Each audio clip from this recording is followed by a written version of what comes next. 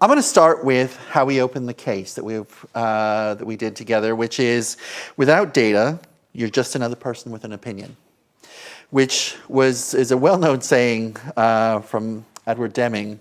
But I made a trip to Cairo about 2 years ago now, and in the course of that conversation, I ran into somebody else who told me that, yes, that's true, but without leadership, I'm just another data geek who's powerless to change the world.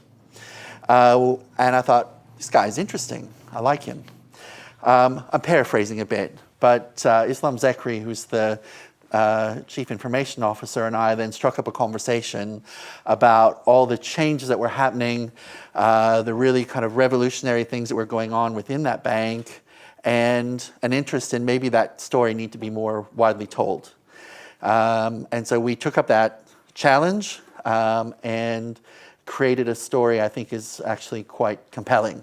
What's happening has been fascinating and interesting, so I hope we will celebrate that and enjoy the conversation.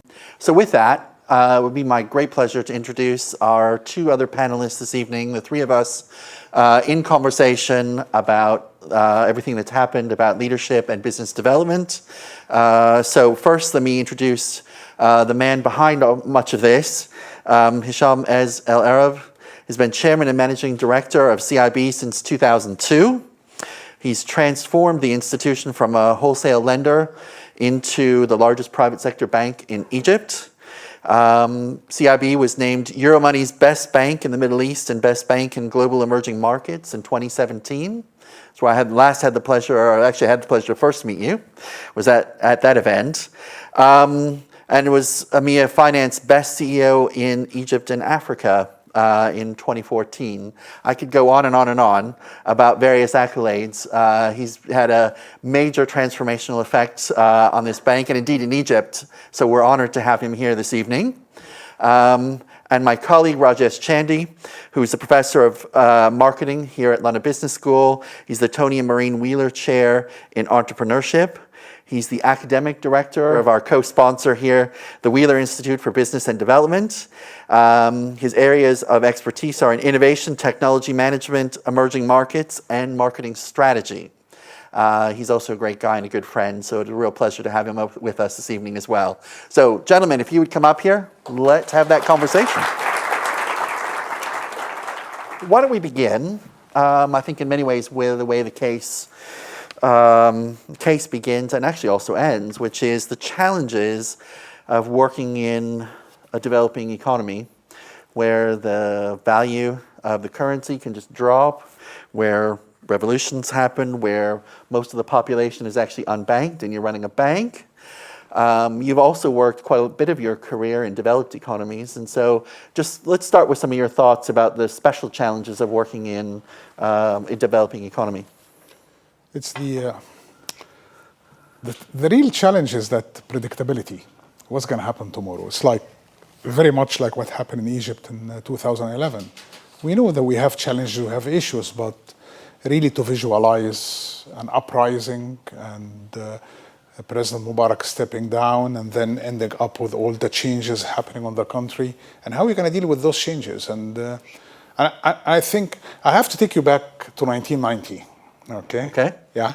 And talking about predictability and events. And I was yet an associate or a VP at JP Morgan. And I worked with a gentleman called Rodney Wagner, God bless him. He passed away several years ago. And he woke me up at night in August, I think 1st or 2nd, 1990, at 3 o'clock in the morning, saying, well, Iraq invaded Kuwait, and we have a big exposure there. Let's meet at the office and call me from there, and the rest of the team and so on. And that is a shocking thing to happen. I mean, I can't remember how old I was, 1990, but I want to tell you my age, but I was young. And this for me was shock. I went with the jeans, jumper, Snickers, went to the office. My wife said, what's going on? I said, sleep, it's war, okay? And I think I spent 2 nights at the office, there until we started to put things together.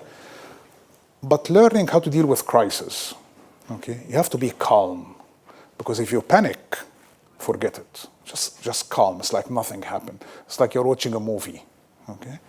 And calm and take decisions. And really, the things that, and how the decisions were taken immediately after that, how at JP Morgan they helped the Kuwaiti government to rebuild the country, and the decisions, it's very easy to judge decisions 10 years ago. You can say, you should have done this, you should have done that. But on the spot, when you take the right decisions, and those right decisions have serious impact in the world economy, world market, and so on. This is really the leadership. One thing I learned there is that whenever you take a decision, you have to decide first where you're going to stop your loss. Okay? And you decide where you stop your loss and what's your plan B. But don't take a decision because you think that decision is right. Good. It's like trade. I'm going to buy sterling, or I'm going to buy euro, or anything. Okay, you buy it and it goes against you. What you're going to do? You're going to live with it? No. There has to be a stop loss there. For decisions as well, there has to be a stop loss and plan B. Mm-hmm. So moving to Egypt from a developed market, I always remember those stories. The situation, I was lucky to live through the crisis of the Gulf crisis. And other things, of course, but this the most significant crisis. And if you want to see the similarity between the uprising in Egypt and the invasion of Iraq to Kuwait, they are very similar, very similar. And I can go on for hours of what we went through. We as a bank and the management, what they went through during the first 3 weeks. It's a lifetime experience. And I guess what? If you ask me, if the history goes back, do you want to go through it? Yes, I would go through it, because it's a lifetime experience. Mm-hmm. Okay. But what's interesting from a psychological and leadership point of view is that when threat happens, most of the time organizations and people shut down, kind of hunker down and hope that the storm passes. But you didn't do that. No, we didn't do that. We did something which I think was right, and if history goes back, we'll do it again. We're told by the central bank we are shut down, banks are not opened, and this was on January 28th, okay? We have the payroll of many workers, and many of those blue-collar workers, they get paid in cash. They don't have cards. We managed to keep cards, ATMs working, for people can make payments, point of sales were working, for people still can make payments, banks are shut. Our treasury operation, they were working shifts because of the curfew. People are operating there, they spend the night there until next day in the morning, someone else goes in and they change. But the critical part, how we get the cash to the blue collar. Mm-hmm. And the instruction was, you are shut, you are not opened, no branches to be open for now.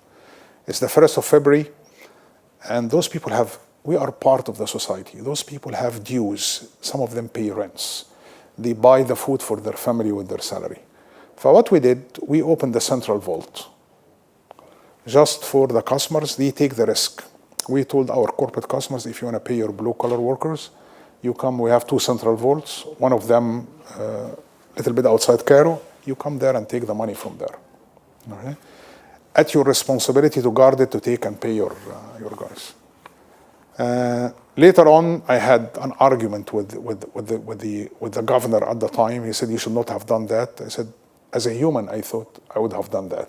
If you want to send me, get me to pay a fine, because we did that.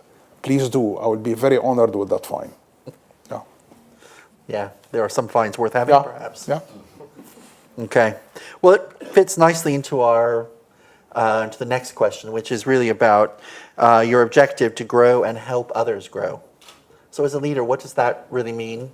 How do you make that live? How you make that live? First, internally, you have stakeholders. Okay, keep the society aside. Let's talk about the stakeholders: shareholders, employees, depositors. Those are the 3 that makes a bank. Okay, and I have to stress that the employees are the most important, critical part of this, because without the talent, forget it. You don't have anything. You cannot have shareholders. You cannot have customers. Beyond that, for the shareholders and the customers to enjoy the service and you develop things, the community has to grow. You cannot say, I have 100,000 clients and I'm fine like that. No, the 100 has to be 200, it has to be a million, 2, 3, 4, 5. You have to be part of the society. How we do the inclusion, okay, how we help the society. There is another part, another element, which I'm really very proud of, and I'm very proud that happened, a decision that we have taken in 2009, when I had two prominent investors at our board. One of them was Ripplewood of the US, and the other one was Actus, the UK private equity. And we have decided at the time that we're going to set up a foundation, because beside helping people to grow in business and financing customers to all the traditional business, but we have a commitment to the society. And I think the board meeting was in London, and we kept debating, if we set up a foundation, where the money should go. You cannot do everything. We can't, because if you do everything, it has no impact. And one of the board members, he said, listen guys, in Egypt, the future is in healthcare of children healthcare. Let's focus in the children healthcare, because let's invest in their health. Let's invest in the future Egyptians. And the decision was taken that the main purpose of the foundation is the children healthcare. And what we did as well, we changed our bylaws, and the bank became the endowment. The bank every year puts 1.5% of its profit to the foundation. So the more money you make, the more money going to go for the good. And that's a part of helping others to grow. Okay? And if we can put more and we make more billions, we're going to put more on the foundation. And seriously now, the most brand recognized in the foundations in Egypt is the CIB Foundation. And we don't advertise, and we don't ask for donations. The whole money comes from the staff of the bank, the employees of the bank, the management, the board, some of the customers, but we don't advertise for fundraising. Hisham, can I go back to the period that Randall started us with, that period where you had this incredible revolution, great uncertainty, a sense. I remember being there just before and just after in Egypt, in Cairo. Initially, this great sense of euphoria that optimism, good things will happen, and then a period of chaos, and then just a sense of, well, my gosh, everything's going wrong. To decide to invest as you did, and as Randall was alluding to, I'm sure that was not a unanimous, and I'm sure not everyone agreed with a decision like that. Where was the greatest skepticism? No. At the board level, everyone agreed. But where did you feel the greatest challenges in getting that across to the others, inside the institution or outside the institution? And how did you help overcome that? Well, put that way, the way it worked at the board is that everyone gives an opinion. We discuss. There is the culture mix inside the board is one of the key success factors for CIB.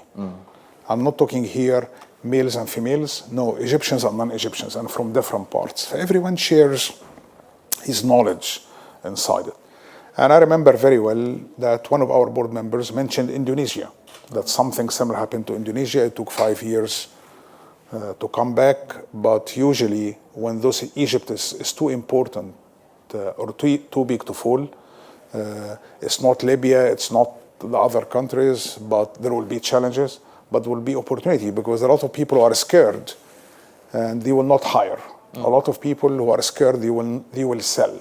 It's time to invest in people and branches and properties and so on. And the board took that decision because I was convinced as well with what the board said. I have to tell you something, that on the 28th of January, when there was no police in the country, I got a call from a friend of mine in the US. He said their corporate jet was in Athens, and we can send it to you if you want to go with your family to London. I said, I told him, listen, you know where I am? I said, I don't know, you are in Cairo. He said, no, I'm on the street doing a neighborhood watch. Okay, and by the way, I'm not leaving, I'm staying. So I was very well convinced, just to tell you the background, why I'm convinced that it will come back and to make that change. And if you are convinced, it's very simple and easy to sell it to the management as well, because the management is the one who's going to execute and implement. And the management have full faith on the board. Okay, so it filtered all the way down. So in 6 months' time, we started to get calls from other banks.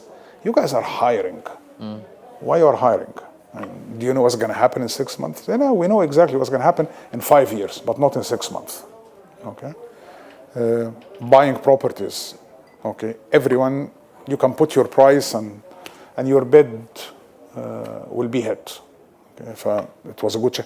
Everything we bought, the people who hired, top notch. Many of them are the middle management now, after 5-6 years. So I was convinced, the board was convinced anonymously. They said, we're going to go for investing. And you had the financial cushion. We had the financial cushion. And again, we always work, we have an approach to risk and financial that don't squeeze things to the last drop. You need to leave a cushion for yourself. So on a bad days, and I have to admit as well that our risk team, Islam mentioned on the video about the enterprise risk management, how we look at risk and so on. But the risk management team, we built a culture there that whenever there are a little bit of a trouble, okay, try to hedge it. Start to hedge it. Start to provide. Don't hide your head on the sand. Okay? Take a decision and start to, because at the end of the day, if you have a non-performing loan or a criticized loan and it's not provided for, it puts you in a very weak position to negotiate and restructure. But when that credit is 100% provided for, you're in a very strong position. You have nothing to lose. But there's only one way to win and recover. But when you don't have a provision there, you have a lot to lose, the entire loan, and you're still going to provide for. That's contrary to the normal banking culture. Yeah. So you start early, prepare yourself, stand on a solid ground. Why? Because if things get worse and you're not on a solid ground, you will drown. So the risk approach is honestly, people think we are too conservative. It's not an issue of being conservative. It's the issue of doing the right things. And so back to the question about where the greatest... the resources were there. Well, also the skepticism or challenges you face, you said within the organization as well as external. Yeah. And so how did you overcome that? Yeah, external, we convince people because you have a good story. It's solid. You have your fund. The decision is not taken because we like this. Okay, we assess things that we challenge them. We have scenario A and B, and sometimes scenario C, in some of the conditions. And it was very simple when people look in your eye, and you have a convincing story. Say, yeah, you guys are right. And honestly, 6 months later, other banks have started to follow our footsteps. Other banks, especially the commercial, the consumer banks, I know friends who say our customers refuse to pay because they say, well, it's a free country now. We don't need to repay and things like that. And the number of defaults went up and so on. You were less of a consumer bank at that time. We really, our consumer banking was there. Okay, but you have to be, again, you grow and help others grow. You have to understand what are people challenges. Are they just playing hardball not to pay, or they really have a problem? And we learned that from the corporate side, because in the corporate banking, you have to understand customers when they don't want to pay, is it because of fraud or because they don't just want to pay, or they have business challenges? And when they have business challenges, then you have to stand by them and help them. And we learned that lesson on the corporate side. And when you learn that lesson on the corporate side, you implement it as well on the consumer side. And since we started the consumer banking in the beginning of 07, 08, and it was the early stage of consumer lending, by the way, in 2011, and losses could be happy. No, our model was right, and now one of the most profitable business we have is consumer banking. And especially if we're going to use data as well there. Yeah, so we'll come to that, I'm sure. Absolutely. But it's not just the organization's culture and the financial cushion. There's also something about leadership in there and in you. I mean, long before I met you, there was this legendary story of you going out there, and facing the angry mob when quite frankly, there was nothing to protect you, but you did it anyway, and you had a calm conversation with these guys.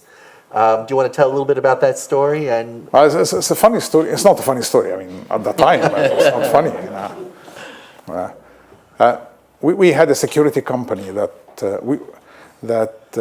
provide the money moving or the banknote transfers, and they guard our premises and branches, and they were unhappy with the management of the company, and they came and they made a sit down inside our head office, and we want to meet the chairman and we want to work for the bank. By the way, those guys are armed. Okay, it's fine. I'm not gonna sit down and meet all of them. Get one to talk to me.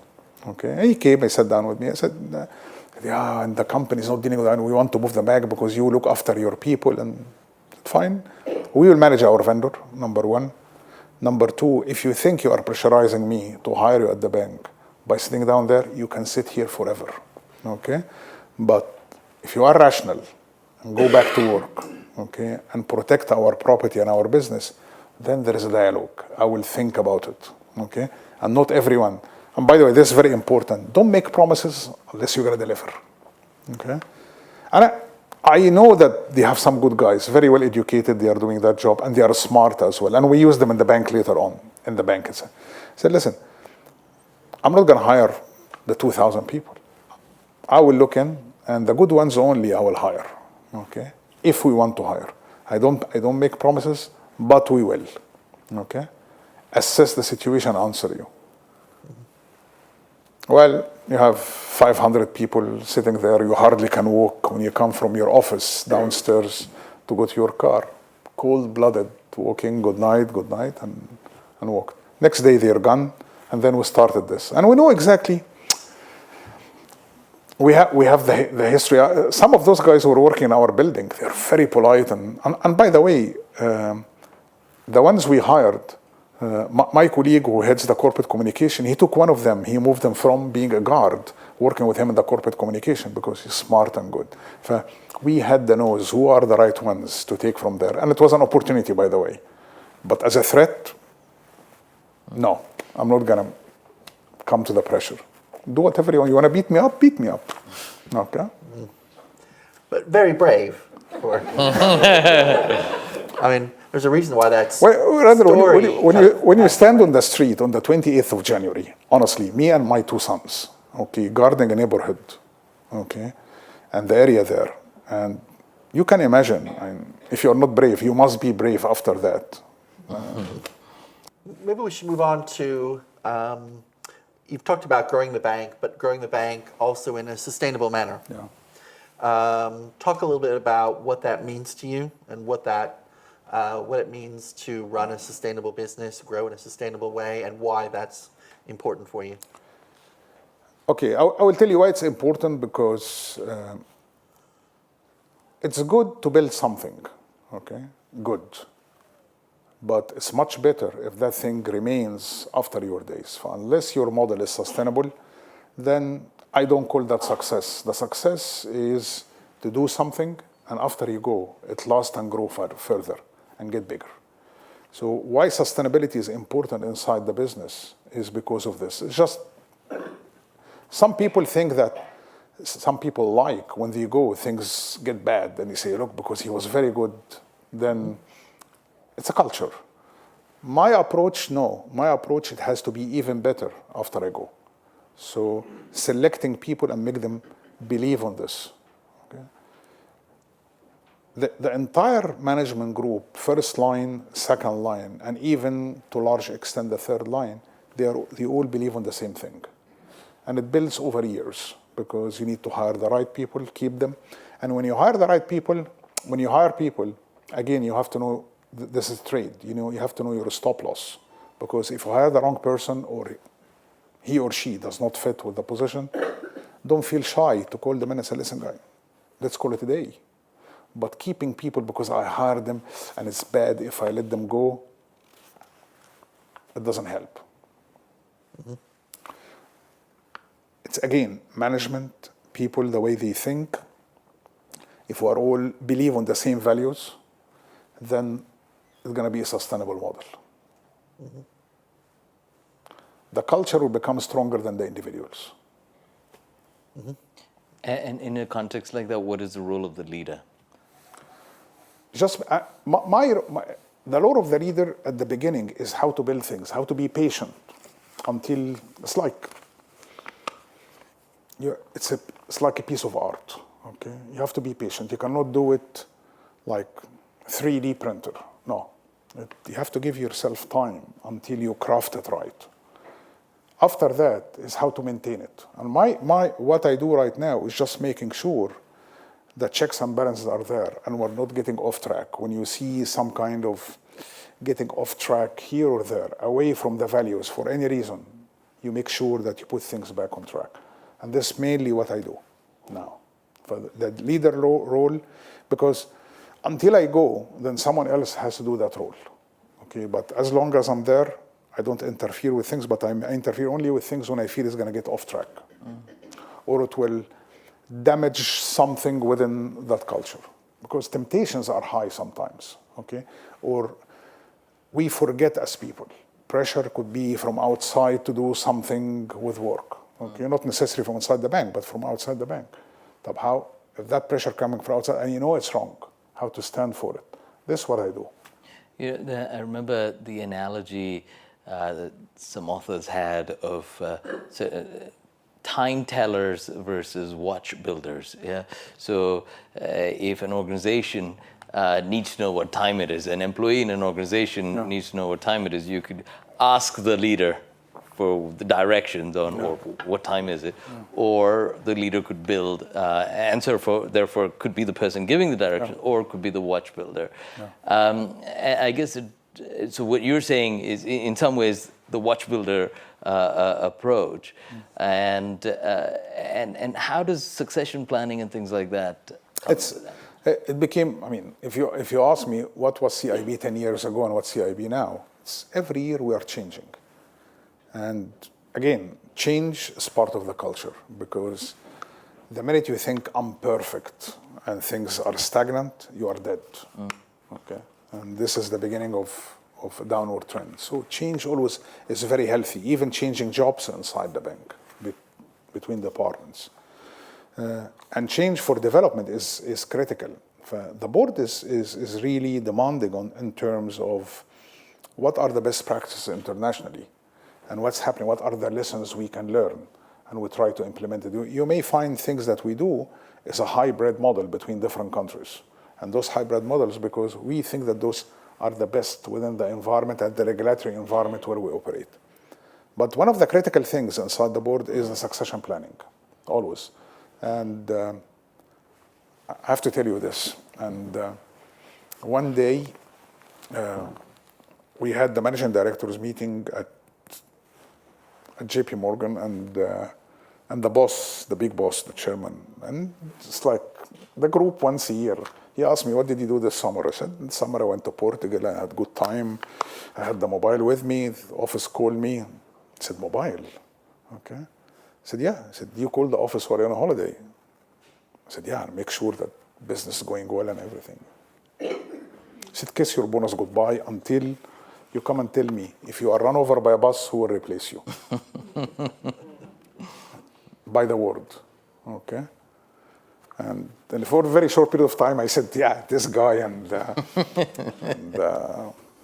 but again, it's very important. And we keep telling people, don't give me one individual, you may have 2 or 3, and then the decision will be taken after that. And trust me, the world will not stop because of one person, okay, or few people. It may change, but will never stop. Yeah.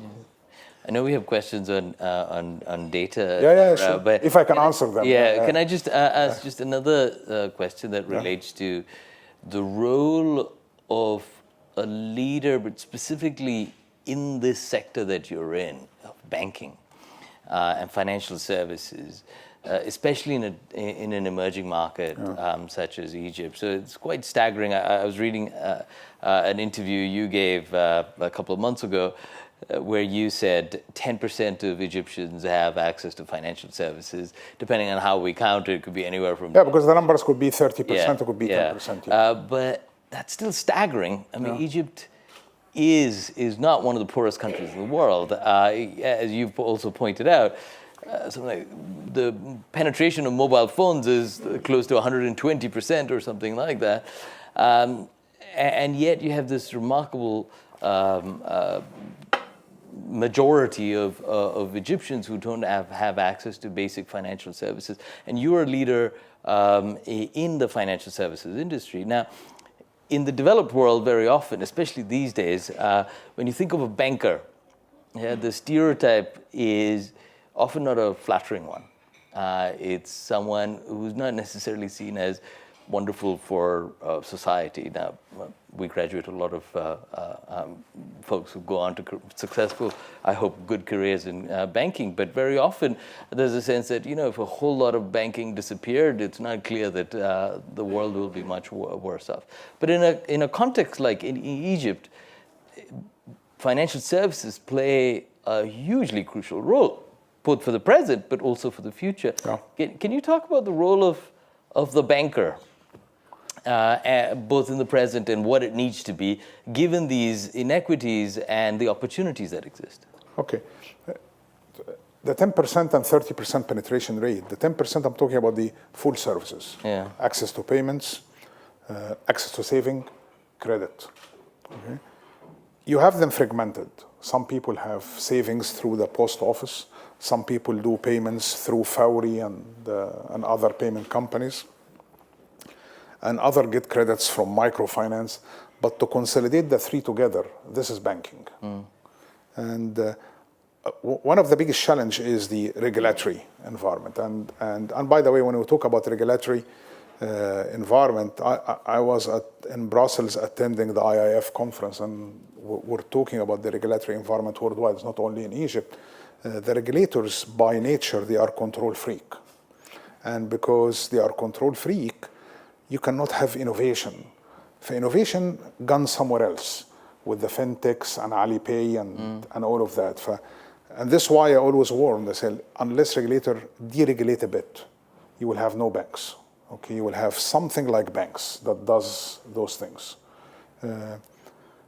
When you talk about full banking services, the 10%, those the bank accounts for the adults who are living in Egypt. And yet, when you look at a country like Rwanda, I think the penetration rate is 90% there. Okay, and it's a poorer country. Yeah, because someone in Africa invented the mobile money. Okay, which is in Kenya, M-Pesa. One of our graduates is a founder. And it's there. Okay, why you reinvent the wheel? It's there. It's simple, easy. Yeah. National ID, telephone number is enough to activate a mobile money or mobile wallet. And from there, you start to build history, you start to lend money, and. Yet, regulators want to see, in some countries, and including Egypt, they want to see the customer come to the branch and sign a form, a KYC form. In countries like in many African countries, and when you talk about Mexico, they said that the KYC for a form is above $2,000 as long as the account is less than $2,000. And I can give you several examples of countries that simplified the process. Yeah. Because really, if you think of an individual who lives in a far remote village in the countryside, and you are asking him to commute to the town and come to the branch and spend the day to fill a form, he's not going to do it, or she's not going to do it. But it is very simple. If I have a connection, I have a national ID, both of that activate, then I have a bank account, because you can do savings, you can do payment, and if you have a good history, I can give you nano credit or a smart credit through the data after that from the behavior. That's the way I see it. But the regulatory condition does not allow this. I guess that's my question. Yeah. So the intense need exists, the technology and the opportunities exist. It's been done before, it's been successful. So I guess my question is, what can a leader do to influence Yeah, the we environment? do. Yeah, we do. I mean, I'm the chairman of the Banking Federation, and we did several papers to the regulator and the National Payment Council about those. People sometimes say, yeah, it's a good idea, we'll do study. And if they don't respond, we send again. For the last 2 years, we have been doing papers, studies, questions, we send back. And we try to simplify it for them. Tell them, listen, this is going to serve. Well, in Egypt, you can imagine that 50% of the economy is a gray economy. Exactly. Okay, and a gray economy, people operate even a small factory or a company away from the official economy. You don't see them, and they are happy to pay, bribe, what you call a petty bribe, to the guy and the council there, not to say that they have a shop or they have a factory. That for them is easier than filing and having a file in the government, and then they are being harassed by tax authority, harassed by this license, and so on. And the government is trying to simplify those things. And we told them, allow us to have the petty or the microfinance in a simple way through the mobile wallets. We attract people in. And when you start to attract people in, you start to build a database. And then gradually that gray economy will come into the actual economy, because you can imagine that the person who runs a small grocery shop or an operation, the wholesaler charge him 1,000% interest rate. But if he's dealing with a bank and he's even paying 60%, it's still by far way cheaper than being charged the 1,000. So gradually you're going to build the trust between financial services and the community, which is in the gray economy. And that will add a lot of value. If you can imagine, if Egypt can add even 50%, just 50% of the gray economy into an actual economy, our GDP will jump by 50% in 1 year. Okay, the numbers will be different. And that's partly where the culture of the organization matters as well. I remember being in Egypt and interviewing people, and they say we would never go to banks because they don't respect us and they don't treat us properly. And I know, and we saw this in the video as well, your ethos is a little more welcoming and more open, and that hopefully allows you to. Yeah, there is a transaction cost. Yeah. Okay. And this is very, very important. If you have a simple new technology that allow to provide the service for those low earning individuals and reduce the cost for the bank, like the mobile wallet and so on, why don't we do it? Because having physical, trust me, the physical branches, the bricks and stone will disappear in 10 years. Okay? You know that when you sit down with the new millennial, not the new millennial, but the 14 years old or 12 years old, and you talk to them about banks, they tell you, all what I want in my mobile is an app where I can order pizza, McDonald's, theater tickets, and make payments on the same app. I'm not interested to go to the bank. My grown-up 2 sons, okay, they are in their early 30s, they don't go to the bank, okay? They hardly use the ATM and that's it. And the mobile banking, they do everything, and those in their 30s. Imagine the ones who are in teenagers now. I don't want to hear the word bank. I want to hear an app, order everything through that app, and make my life easy. All right, well, should we move on to some of those new things coming? Yeah, sure. Yeah, why don't we talk about, what are the things, what's next? What's coming next? Okay, let me tell you about the, now within the international banking community, because of the regulation and so on, we're talking about the ABCD, and the A is artificial intelligence, and the B is the blockchain, and the C is the cloud, and the D is the data. And those, honestly, if a little bit of deregulation, okay, and you combined the 4 together, there's going to be real revolution in the financial service, a real one. Yeah. How so? How so? Because now we as a bank doing something with R3 about the blockchain, how to reduce transaction costs, more secured. We use now where Islam and the team is developing a model and using artificial intelligence in terms of predictive models for credit defaults for corporates, okay? Yeah. And then using cloud, that will cost tremendously in terms of hardware and so on. And of course, data I'm not going to discuss because that's the new oil, okay? Combine those together, then don't talk to me about 10% penetration rate. Why can't you do 100% penetration rate? Okay. 112. Yeah. Like mobiles, yeah. Mobiles, exactly. Yeah. So the whole idea here is non-banks are not regulated, okay? And they can do things. And gradually, you're going to find the role of banks is diminishing gradually. And you don't feel Kodak never, by the way, when I mentioned Kodak, because Kodak kept saying, no, it's fine, we're okay, we're fine, until they disappeared, okay? So this was the same thing going to happen with the banking industry. They're going to say, we're fine. And look, when I sit down with some of my friends at Goldman or JP or Morgan Stanley, how the artificial intelligence is playing a role in terms of research, how the four are playing a role there, okay, the four pillars.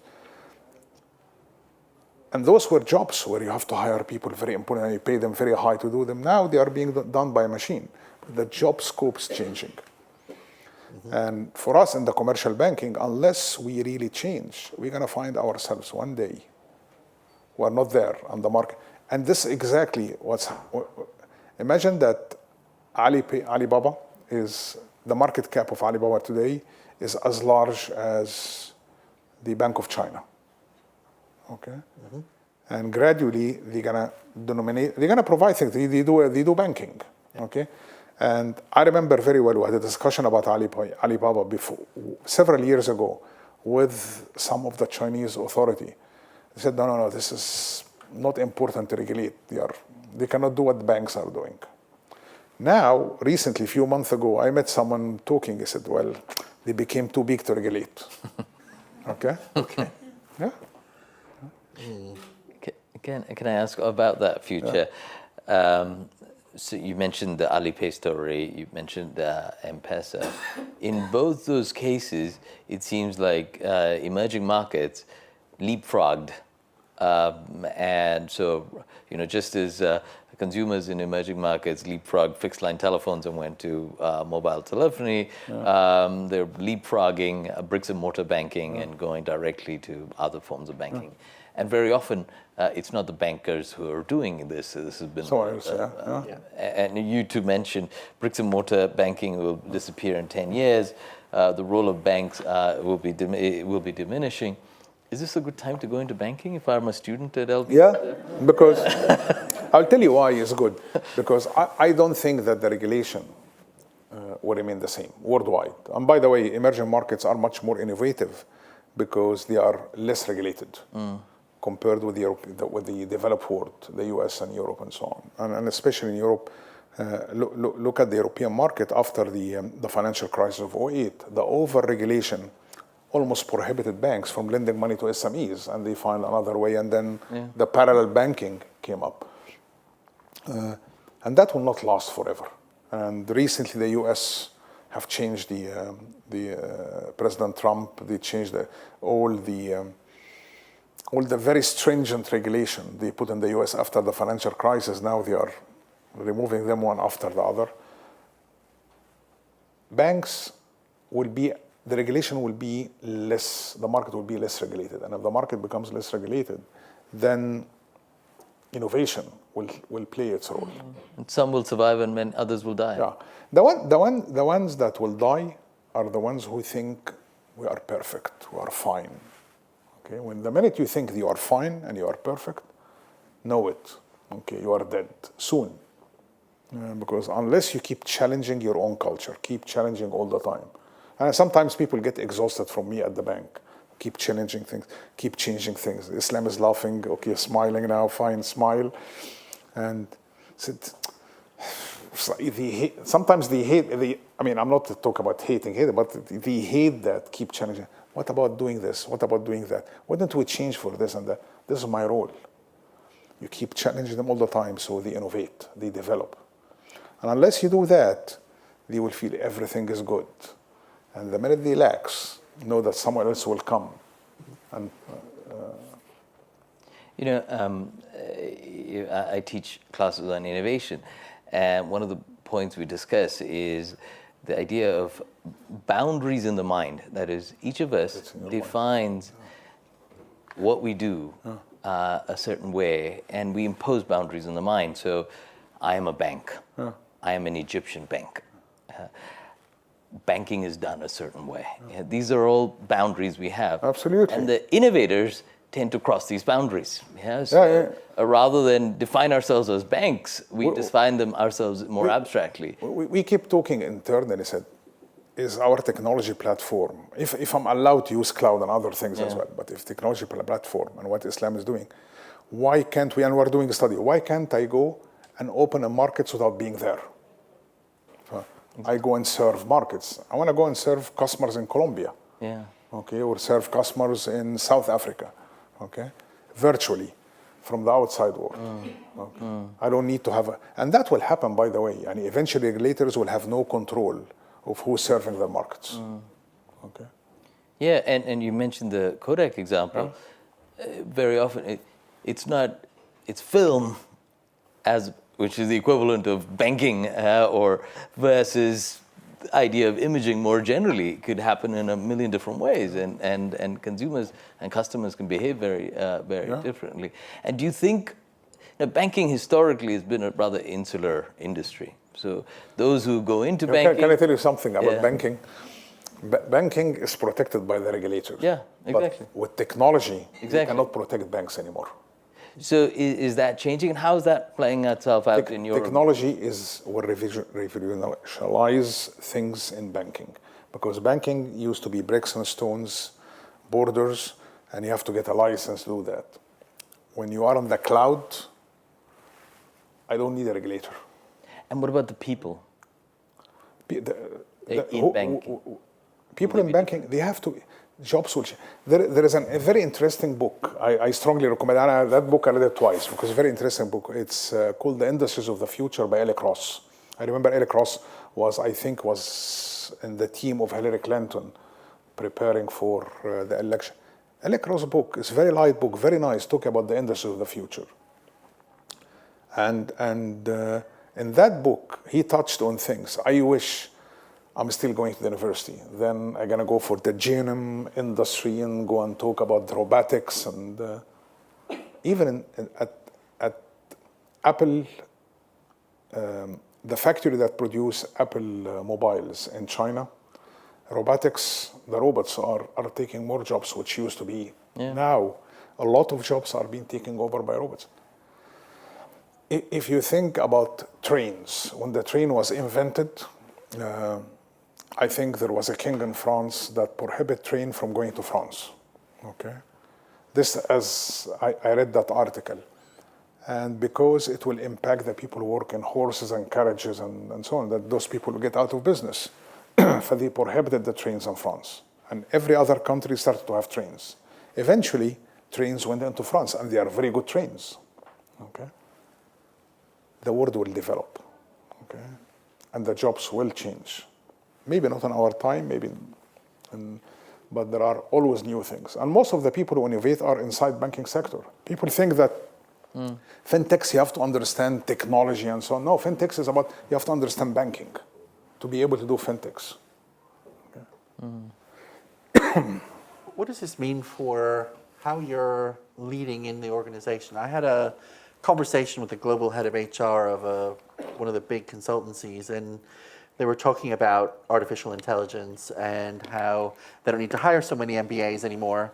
And I was like, that's interesting, just from a kind of, you're going to organize your work differently. And she's like, stop. I said, stop, Randall. No, that's not what I mean.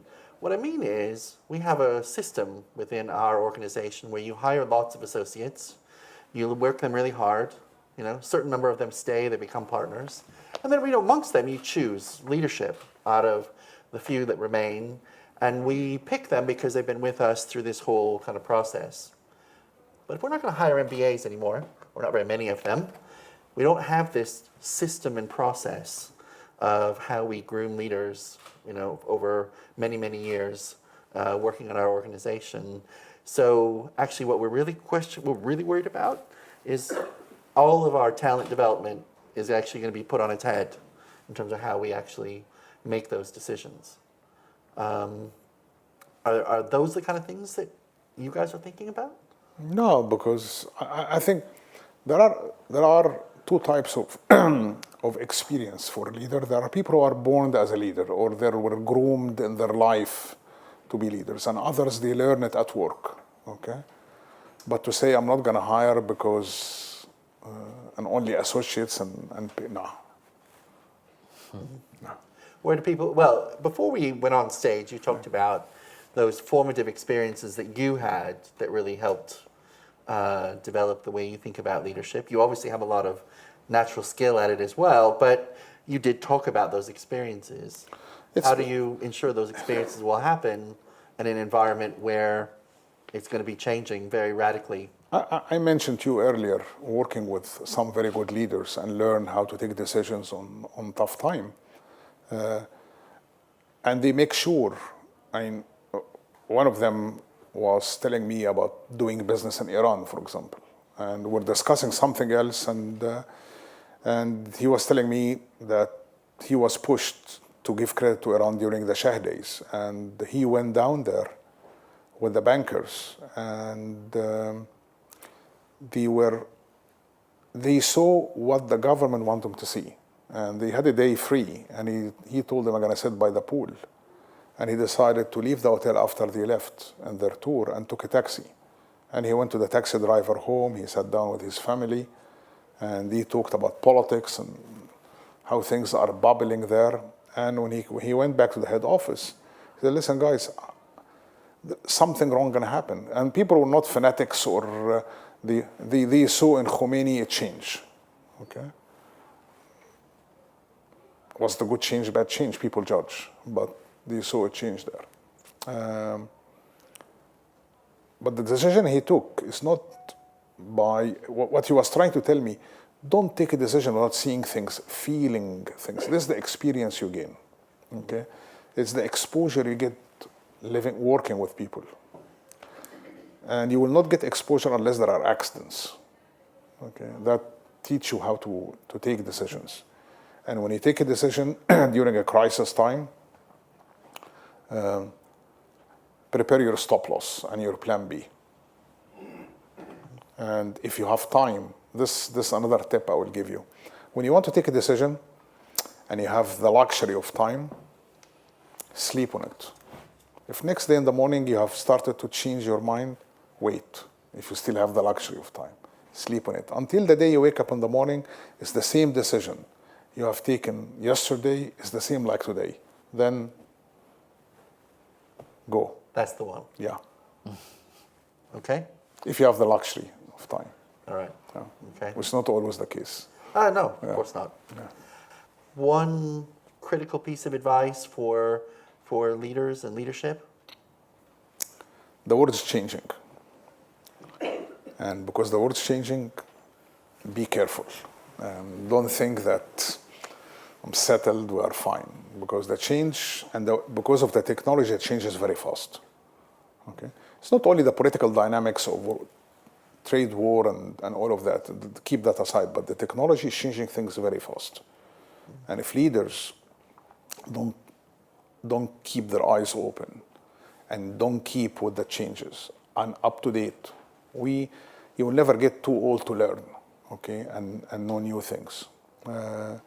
And the minute you stop, you say, I know everything and I'm fine, so watch it. Okay. Yeah. Thank you. Rajesh, you have a final question? That's wonderful advice at an academic institution. Keep learning. Yeah. We like that advice. Thank you.